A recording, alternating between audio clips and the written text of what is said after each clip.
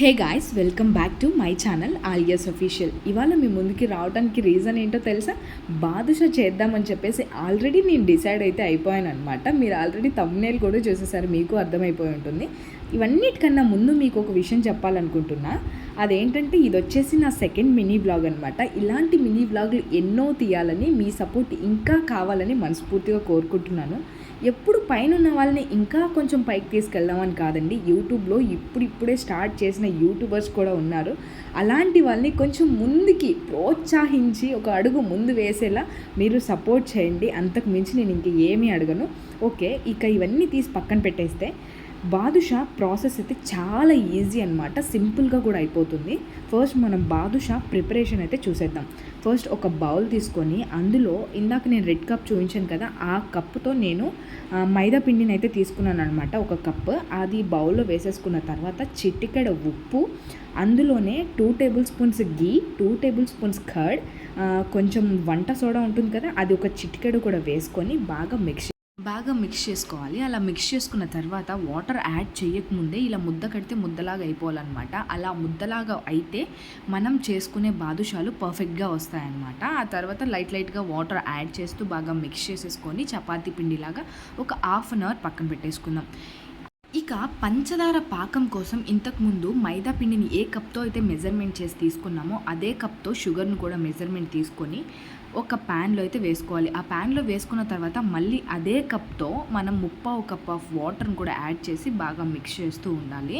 ఇలా మిక్స్ చేస్తున్నప్పుడు తర్వాత ఒకవేళ ఆరిపోతే గడ్డలు కట్టే అవకాశాలు ఉంటాయి కాబట్టి లెమన్ జ్యూస్ని కూడా ఇందులో యాడ్ చేస్తామన్నమాట. ఇలా యాడ్ చేసి బాగా కలిపేసుకోవాలన్నమాట.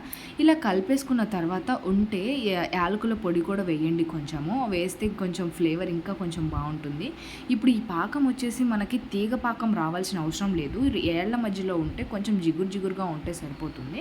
ఇక ఆ పాకాన్ని ఇంకా పక్కన పెట్టేసేసుకొని ఈలోపు పిండి అయితే రెడీ అయిపోయి ఉంటుందన్నమాట. ఆ పిండిని మళ్ళీ కలపాల్సిన అవసరం లేదు, ఎందుకంటే అందులో కొంచెం ఎయిర్ అని ఫిల్ అయి ఉంటుందన్నమాట.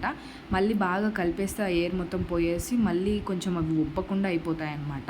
మనం పర్ఫెక్ట్గా రావాలంటే మళ్ళీ మనం ఒత్తుకోకుండా ఇంక నార్మల్గా చపాతీ పిండికి ఉండలు ఎలా అయితే కట్టేసుకుంటామో బాల్స్ లాగా అలా కట్టేసుకొని చేతులతో ఒత్తి కొంచెం హోల్స్ అయితే పెట్టాలన్నమాట. కొంచెం పెద్దవే పెట్టండి, ఎందుకంటే ఆయిల్లో వేసినప్పుడు మళ్ళీ దగ్గరగా అయిపోతుంది అనమాట. ఇక అలా పెట్టేసుకున్న తర్వాత ఆయిల్ వచ్చేసి మరీ హైలో ఉండకూడదు, మరీ స్లోగా ఉండకూడదు, కొంచెం మీడియంలో ఉండాలన్నమాట.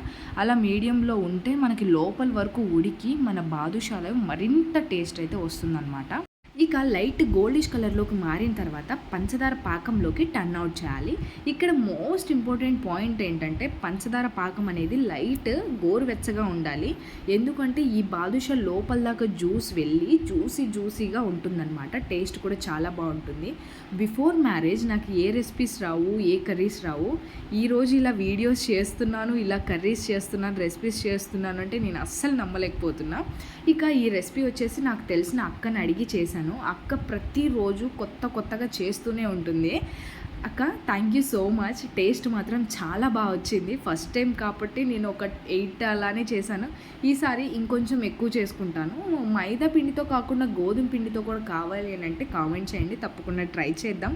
ఇలాంటి మరిన్ని వీడియోస్ కోసం నా ఛానల్ని సబ్స్క్రైబ్ చేసుకోండి. మీ ఫ్రెండ్స్ అండ్ ఫ్యామిలీ మెంబర్స్కి షేర్ చేయడం మాత్రం మర్చిపోవద్దు. चलो चलो लाइफ से मिलो ये तो कुछ